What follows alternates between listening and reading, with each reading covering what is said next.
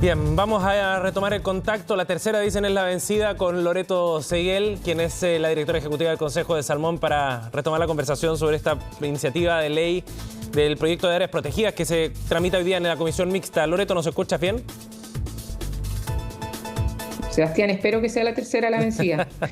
Vamos a ver no sé qué pasó, pero bueno, es la tecnología. No depende de nosotros, no depende de los seres humanos. Nos juega malas pasadas de repente. Loreto, ¿cuál es el punto de crítica que ustedes plantean respecto a este proyecto en particular? Sí, lo que yo te decía es que es en particular algunas indicaciones. No es el proyecto global. El proyecto global es muy bueno para Chile.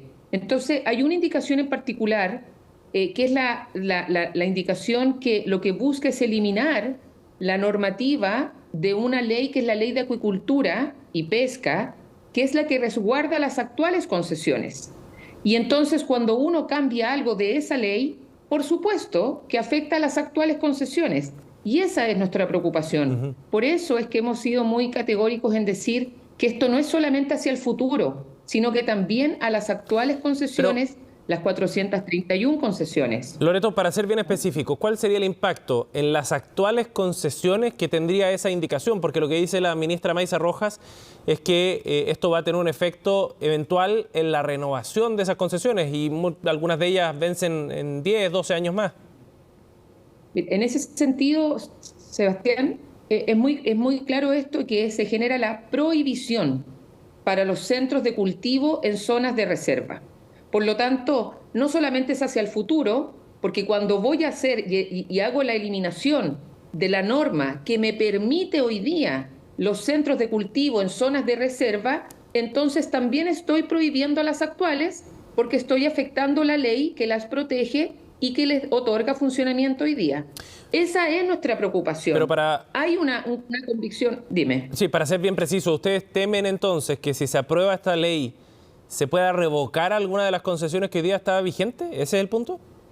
Sí, más que revocar, porque yo creo que la palabra precisa es que lo que va a significar es que, dado que hoy la ley la prohíbe, toda la normativa vigente hoy día, hay una serie de permisos que constantemente las industrias y las empresas deben obtener: planes de manejo, el sistema de impacto ambiental, los proyectos técnicos. Por lo tanto, en la operatoria, cuando hay una ley que lo prohíbe, va a significar que esa operatoria no va a poder funcionar, y si no puede funcionar, automáticamente estas concesiones están destinadas a la extinción. Y esa es nuestra preocupación. Pero no queda establecido aquí en la ley que se respetan las concesiones que son vigentes, y se entiende en ese sentido que aquellos permisos que habilitan esa concesión se mantengan también vigentes hasta el término de la concesión. Justo ese es el problema, eso es lo que hoy día no sale, y solo se elimina la norma del artículo 158 de la Ley de Acuicultura y Pesca, o sea, una ley totalmente distinta a la que te está tramitando. Nosotros estamos tramitando la ley SVAP, del tema de biodiversidad y áreas protegidas, y esta ley va y elimina un artículo de otra ley.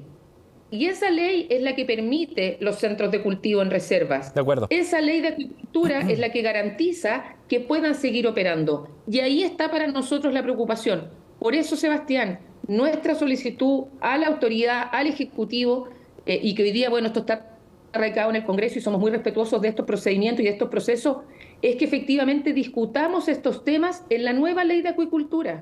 Las nuevas concesiones en reserva, las actuales, sus relocalizaciones, debemos discutirlo en la ley de acuicultura, que es la ley llamada sectorial, que es para toda nuestra industria. Loreto, y esas son las cosas que nosotros hemos hecho ver. Ahora, si es que se quedara salvado o zanjado ese tema y las aprehensiones que ustedes plantean sobre estos puntos en particular, como pregunta de fondo, ¿es compatible el desarrollo de la acuicultura, en particular de la industria salmonera, no solo de otras especies, de la industria salmonera, en esas zonas protegidas?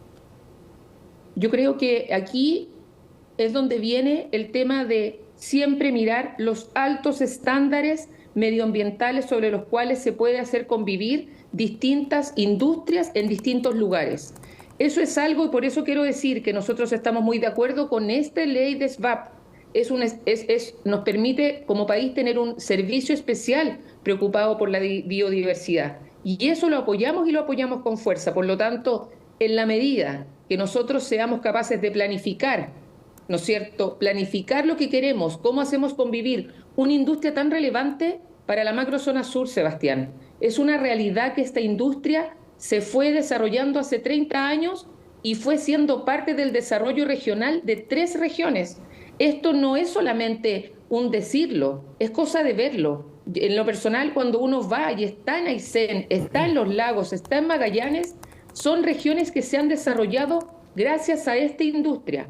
Por lo tanto, toda la disposición desde la industria y de los gremios a trabajar con la autoridad para resguardar la biodiversidad y el desarrollo ambiental futuro. Loreto, pero eso no puede ser a costa de eliminar y dañar la industria que hoy día da desarrollo en las regiones. Entonces, tenemos que ser capaces de compatibilizar. De acuerdo, eso es parte de nuestro compromiso. Pero esta no es una prohibición para el desarrollo de la industria de salmones, ¿no? Sino más bien es una limitante y un ordenamiento territorial que especifica que en determinadas zonas, dado el alto valor de la biodiversidad en esos sectores en particular, no es posible desarrollar la industria del salmón. Y hay antecedentes también de la industria que muestran riesgos medioambientales importantes, ¿no?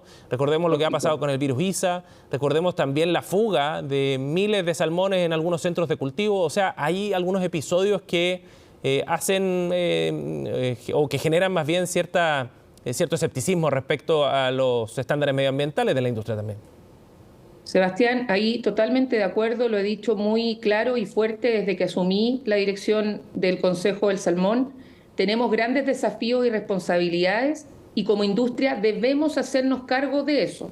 Ahí no hay dobles lecturas. El cumplimiento de la normativa y trabajar día a día por incluso que esa normativa crezca, sea más exigente y nos permita de mejor forma asegurar el desarrollo futuro y sostenible. Pero también es cierto que no es que esto hoy día solamente sea resguardar reservas donde no hay nada. Hoy día, casi más de 1/3 de la industria está en los lugares que se están prohibiendo. Entonces, la pregunta es, obviamente uno podría decir, relocalicemos esos lugares, pero eso tampoco funciona, Sebastián. El Estado es frágil. En lo personal me ha tocado participar del Estado en distintas instancias y con distintos desafíos. Y muchas veces ese Estado hoy día no permite formalmente relocalizar. Entonces, una institucionalidad que rige hace 13 años, que se creó para justamente como tú dices, puedo mover una concesión de acá a otro lugar que sea mucho más sustentable en el tiempo, eso hoy día no ha funcionado. Hay 0 relocalización. Por lo tanto, sobre eso hay que legislar, sobre la realidad. Esa es la realidad que tenemos. Por lo tanto, es importante reconocer que ¿Loreto? Es precaria, que no ha funcionado para poder legislar, porque si no, generamos efectivamente un jaque mate. Loreto, y eso es lo que no puede pasar hoy día. ¿Y por qué no se ha podido relocalizar? Cuando tú dices 0 relocalización, ¿a qué se debe?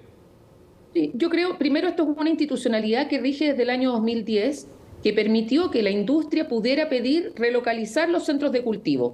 Es decir, hoy día, los que están en cuestionamiento, uno podría decir, solicitemos cambiarnos de lugar. Pero eso hoy día, por distintas razones, porque no solamente burocracia, Sebastián, sino que porque la institucionalidad del Estado hizo que para pedir relocalizaciones haya que trabajar con distintas instituciones.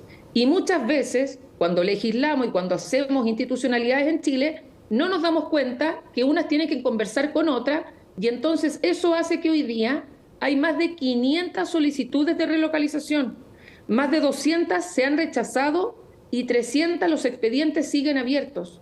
Entonces, nuestro llamado y nuestra pedida ha sido hagámonos cargo de eso antes de eliminar el artículo 158 de la Ley de Acuicultura. Creo que eso muestra seriedad. En lo personal conozco el entramado estatal y sé que muchas veces es frágil y hay que ayudarlo, porque se generan contradicciones, porque se genera que una entidad tiene que dar una autorización y la otra no puede dar la siguiente si no tiene la firma. Ya ahí caemos en círculos viciosos que son parte de nuestro Estado y que tenemos que hacernos cargo. Pero no podemos legislar si sabemos que eso no funciona, porque entonces realmente estamos prohibiendo y llevando a la extinción a las 431 centros de cultivo que hoy día están en las regiones y que generan un desarrollo tremendo para la ciudadanía, y para la región.